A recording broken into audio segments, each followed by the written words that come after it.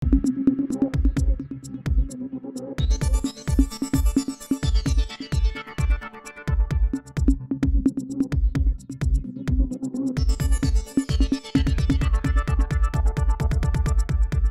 kú dédé àsìkò yìí o, ẹ sì káàbọ̀ sórí ìròyìn Kayegbo fún tòní ẹni ọjọ́ 23 oṣù kọkànlá ọdún 2023. Mo kí wa káàkiri àgbáyé níbikíbi tí ẹ bá ti ń láǹfààní àti máa wò wá káàkiri àgbáyé. Ẹ̀yin náà láǹfààní o láti darapọ̀ mọ́ wa níkànnì yìí, ìkànnì Jígí Alára, nípa kẹ́ like, kẹ́ share, kẹ́ dẹ̀ subscribe sí àwọn ètò wa lóríṣiríṣi. Olúwaṣeun ni orúkọ tí èmi jẹ́ o, Adeoye lórúkọ bàbá tó bí èmi lọ́mọ. Ṣáájú ẹ jẹ́ á gbọ́ àwọn kókó tó ṣúyọ sínú ìròyìn Kayegbo náà fún tòní. Ọba aláyé kan ní ìpínlẹ̀ Ondo ti ké gbàjarè o lórí bí ìwà ìjínigbé ṣe di tọrọ fọ́nkálé ní agbègbè náà. Ní ìpínlẹ̀ Ògùn, wọ́n rí òkú ọ̀dọ́mọdékùnrin ọdún 12 kan tí wọ́n wá o tí wọ́n sì ti yọ ojú rẹ̀ lọ.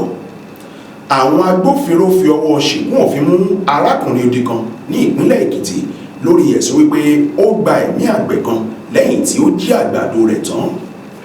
Inú àìbalẹ̀ ọkàn ni àwọn ará agbègbè kan wà ní ìpínlẹ̀ Èkó lórí bí wọ́n ti ṣe gba ẹ̀mí adarí ikọ̀ ọmọ ẹlẹ́gbẹ́ òkùnkùn kan ní agbègbè ọ̀hún. Ọ̀gá akọrin ilé ìjọsìn kan ní ìpínlẹ̀ Èkìtì sọ̀rọ̀ lórí bí olùṣọ́ àgùntàn ìjọ wọn ṣe gba ìyàwó ẹ̀ tí ó sì tún fún un lóyún. Ní báyìí ẹ jẹ́ kí a gbọ́ ìròyìn náà lẹ́kùnrẹ́rẹ́, ṣùgbọ́n ká tó gbọ́ ẹ jẹ́ ká dé òkè lọ́hùn-ún. Tẹlifíṣàn kan àrà ọ̀tọ̀ tí aráyé fẹ́. Prison 24 TV láyé sọ. Àtúntò arédè pàkó yìí bàbá mọ̀gánà, àǹfààní ńlá ló wọlé tọ̀ wá wáyé o. Àǹfààní láti darapọ̀ mọ́ iléeṣẹ́ amóhùnmáwòrán àti rédíò orí ẹ̀rọ ayélujára kan nílẹ̀ yìí. Prison 24 TV, Jígí Alára rédíò tó kalẹ̀ ká sílùú Ìbàdàn. Iléeṣẹ́ tẹlifíṣàn tí wọ́n mọ̀ mọ́ àwọn ètò àtàtà lóríṣiríṣi ni. Àǹfààní ńlá rèé o fún gbogbo ẹni tó ní ẹ̀bùn àti ọgbọ́n àtinúdá láti wá fi ẹ̀bùn tiyín náà hàn. Kẹ́yìn náà lè di ìlúmọ̀ọ́ká gbóhùnsáfẹ́fẹ́. Akọ́ṣẹ́mọṣẹ́ agbóhùnsáfẹ́fẹ́ lédè Yorùbá pọ́nbélé àti Gẹ̀ẹ́sì ni wọ́n ní. Tàbí akọ̀ròyìn àti akàròyìn eré ìdárayá àti bẹ́ẹ̀ bẹ́ẹ̀ lọ lédè Yorùbá àtèdè Gẹ̀ẹ́sì. Ayàwòrán cameraman. Aṣàwòrán pọ̀ editor. Onímọ̀ nípa ìwádìí ìtàn documentary researcher. Onímọ̀ nípa ìpolongo ọjà lójú òpó ayélujára. E-marketer àti akọ̀wé secretary. Àǹfààní tún wà fún ẹni tí ò tí ì máa gbóhùnsáfẹ́fẹ́, ya àwòrán, so àwòrán pọ̀ àti bẹ́ẹ̀ bẹ́ẹ̀ lọ, ṣùgbọ́n tó gbàgbọ́ wípé o lè kọ́ṣẹ́mọṣẹ́ lórí ẹ̀. Àwọn numbers wọ̀nyí ni kẹ́ ẹ pè fẹ́kúnrẹ́rẹ́ àlàyé o 0705 058 0241 àti 09039893895. tàbí kẹ́ WhatsApp nìkan sórí +1347 285 7401. Lórí Facebook, Instagram àti Twitter ẹ kàn sí @prism24 TV.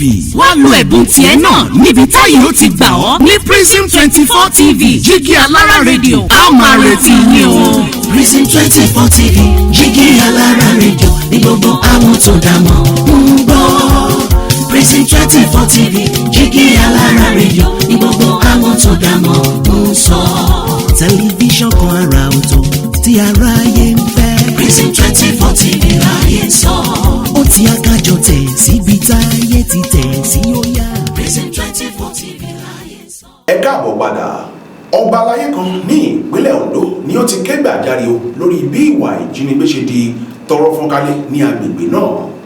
Ọba aláyé náà tí ó jẹ́ ọba ìlú Gúúsù ní ìjọba ìbílẹ̀ Ọ̀wọ̀ ní ìpínlẹ̀ Ondo, Ọba Adémọ́lá Oyínbádé, ni ó ti kọminú lórí bí àwọn àgbẹ̀ ṣe ń fi oko wọn sílẹ̀ lórí ìbẹ̀rùbojo kí àwọn ajínigbé tó ṣàdédé yabo àwọn igbó kan ní agbègbè náà má bàa jí wọn gbé sá lọ. Ọba Oyínbádé tún sọ síwájú sí o wípé àwọn àgbẹ̀ yìí kò ní àǹfààní láti wọ inú oko wọn kí wọ́n lè kó èrè ohun tí wọ́n fúrúgbìn. Ó ní àwọn adìyàmọ́ra ajínigbé náà tí wọ́n wà nínú tí wá mú ohun gbogbo pakasọ ní agbègbè náà báyìí. Ó ní ó ti wá di ohun tí ó yanilẹ́nu báyìí o wípé ojúmọ́ kan ò lè lọ kí ìṣẹ̀lẹ̀ ìjínigbé ó má ṣẹlẹ̀ lágbègbè náà tí àwọn mọ̀lẹ́bí àwọn èèyàn tí wọ́n gbígbé náà sì ń san ẹgbẹ̀lẹ́gbẹ̀ owó láti gba àwọn èèyàn wọn tí wọ́n jí gbé padà. Ọba aláyé náà fi àìdùnnú rẹ̀ hàn lórí iṣẹ́ àwọn ajínigbé náà. Ó ní yàtọ̀ sí owó ìtúsílẹ̀ tí wọ́n máa ń gbà, ó ní wọ́n tún máa ń béèrè fún àwọn nǹkan bíi oògùn olóró bíi tramadol, pálí mílìkì, ohun mímu ẹlẹ́rìndòdò malt, ẹyin, ohun mímu aṣaralóore lóríṣiríṣi àti àwọn nǹkan míì. ọ̀kan nínú àwọn tí ó ti fi ara kásá ìjínigbé náà nígbà tí ó ń sọ ohun tí ojú rẹ̀ rí ó ní àwọn ajínigbé náà sọ wípé ó di ìgbà tí àwọn bá gba àwọn ohun ìjà wọn tí àwọn agbófinró gbà lásìkò tí wọ́n ṣe ìkọlù sí àwọn kí àwọn tó fi agbègbè náà sílẹ̀. ní ìpínlẹ̀ Ògùn wọ́n rí òkú ọ̀dọ́mọdékùnrin ọdún 12 kan tí wọ́n ń wá o níbi tí wọ́n gbé sí tí wọ́n sì ti yọ ojú rẹ̀ lọ. ọ̀dọ́mọdékùnrin ọ̀hún tí orúkọ rẹ̀ ń jẹ́ John Ṣóyínká ọmọ ọdún 12 tí wọ́n wá láti bí ọjọ́ 5 sẹ́yìn ni wọ́n ṣàdédé rí òkú ẹ̀ o ní agbègbè kan tí wọ́n ń pè ní Kótógbó tí ó wà ní Aṣẹ́rò Estate Abẹ́òkúta ní ìpínlẹ̀ Ògùn. ìròyìn fìdí ẹ̀ múlẹ̀ wípé ṣe ni àwọn ọ̀bàyéjẹ́ kan tí wọ́n ní ó ṣeéṣe kí wọ́n jẹ́ afiniṣètùtù ọ̀la ni wọ́n ti yọ ojú méjèèjì ọmọdékùnrin náà lọ. bákan náà ni wọ́n tún gé ọrùn ọwọ́ rẹ̀ lọ. ìṣẹ̀lẹ̀ náà ni wọ́n ti fi tó àgọ́ ọlọ́pàá tí ó wà ní Ọ̀bántòkò ní ìlú Abẹ́òkúta létí. ẹnìkan tí ó jẹ́ olùgbé agbègbè náà tí kò dárúkọ ara rẹ̀ sọ wípé ọmọ náà di àwátì lásìkò ìgbà tí ọmọ náà tẹ̀lé oníbàárà kan tí ó wá sí ibi tí ó ti ran ẹnìkan lọ́wọ́ fún okòwò POS lọ. ó ní òun mọ ọmọdékùnrin náà dáadáa. ó ní ọmọ náà tí ó tó ọmọ ọdún 12 ni ó ń gbé pẹ̀lú ìyá rẹ̀ tí òun sì rò pé ìyá rẹ̀ yìí kò sí lọ́dọ̀ bàbá rẹ̀ mọ́ àti wípé àwọn iṣẹ́ olùrànlọ́wọ́ ilé pẹ́pẹ̀pẹ́ ni ìyá ọmọ náà ni ó ń ṣe. agbègbè kan tí wọ́n ń pè ní Ọlásùnkànmí ni ọmọ náà àti ìyá rẹ̀ ń gbé tí àwọn ará agbègbè ìdàgbàsókè náà sì ti fi ọ̀rọ̀ náà tó ẹ̀ka iléeṣẹ́ ọlọ́pàá tí ó wà ní Ọ̀bántòkò létí. àwọn agbófinró fi ọwọ́ ṣìgún òfin mú arákùnrin odi kan ní ìpínlẹ̀ Èkìtì lórí ẹ̀sùn bó ṣe gba ẹ̀mí àgbẹ̀ kan lẹ́yìn tí ó jí àgbàdo rẹ̀ tán. iléeṣẹ́ ọlọ́pàá ìpínlẹ̀ Èkìtì ni wọ́n ti mú arákùnrin abarapá kan tí orúkọ rẹ̀ ń jẹ́ Sunday Alábí tí wọ́n fi ẹ̀sùn kàn wípé ó gba ẹ̀mí àgbẹ̀ kan tí orúkọ rẹ̀ ń jẹ́ Sìkírì tí ọ̀pọ̀ èèyàn túmọ̀ sí Bàdó. agbẹnusọ iléeṣẹ́ ọlọ́pàá ìpínlẹ̀ náà DSP Sunday Abutu tí ó fìdí ìṣẹ̀lẹ̀ náà múlẹ̀ ó sọ wípé afurasí náà hu ìwà ọ̀daràn náà ní oko kan tí ó wà ní agbègbè kan tí wọ́n ń pè ní Ìpòlé tí ó wà ní ìjọba ìbílẹ̀ Ayékirè ní ìpínlẹ̀ náà. wọ́n ní arákùnrin afurasí náà tí ó jẹ́ abarapá tí kò lè gbọ́ tí kò sì lè sọ bákan náà ní ó lọ sí oko arákùnrin olóògbé náà tí orúkọ tiẹ̀ ń jẹ́ Sìkírì yìí láti lọ jí àgbàdo rẹ̀. nígbà tí Sìkírì sì kojú ẹ̀ wípé kí ló dé arákùnrin odi yìí ṣe ìkọlù sí Sìkírì pẹ̀lú àdá tí ó sì ṣá olóògbé náà débi wípé ó fẹ́ gé orí rẹ̀ àti apá rẹ̀ kan jábọ́. inú àgbàrá ẹ̀jẹ̀ ni olóògbé náà wà o kí àwọn àgbẹ̀ akẹgbẹ́ rẹ̀ tó rí tí wọ́n sì ti fi ọ̀rọ̀ náà tó iléeṣẹ́ ọlọ́pàá létí. inú àìbalẹ̀ ọkàn ni àwọn ará agbègbè kan wà ní ìpínlẹ̀ Èkó lórí bí wọ́n ti ṣe gba ẹ̀mí adarí ikọ̀ ọmọ ẹlẹ́gbẹ́ òkùnkùn kan lágbègbè ọ̀hún. inú fu àyàfu ni àwọn ará agbègbè Ọ̀jọ́ ní ìpínlẹ̀ Èkó wà o ní òpin ọ̀sẹ̀ tó kọjá yìí pẹ̀lú bí wọ́n ti ṣe gba ẹ̀mí afurasí adarí ikọ̀ ọmọ ẹlẹ́gbẹ́ òkùnkùn kan ní agbègbè ọ̀hún. olóògbé náà tí orúkọ rẹ̀ jẹ́ Ṣùlì ni wọ́n ní ó jẹ́ igbákejì adarí ikọ̀ ọmọ ẹlẹ́gbẹ́ òkùnkùn kan tí wọ́n ń pè ní Ẹ̀yẹ Confraternity ní agbègbè ọ̀hún. arákùnrin ọmọ ẹlẹ́gbẹ́ òkùnkùn tí wọ́n gba ẹ̀mí rẹ̀ yìí tí orúkọ rẹ̀ jẹ́ Ṣùlì ni wọ́n ní àwọn ikọ̀ ọmọ ẹlẹ́gbẹ́ òkùnkùn míì tí wọ́n jọ ń ṣe orogún ara wọn ní agbègbè náà ni wọ́n gba ẹ̀mí ẹ̀ ní fọnáfọnṣu tí wọ́n sì tún gé orí ẹ̀ lọ. wọ́n ní orí olóògbé náà tí wọ́n gé yìí ni wọ́n fi ṣọwọ́ sí igun àwọn ọmọ ẹlẹ́gbẹ́ òkùnkùn Ẹ̀yẹ Confraternity gẹ́gẹ́ bí àmì ìbuwọ́lù àṣẹ wọn ní agbègbè náà.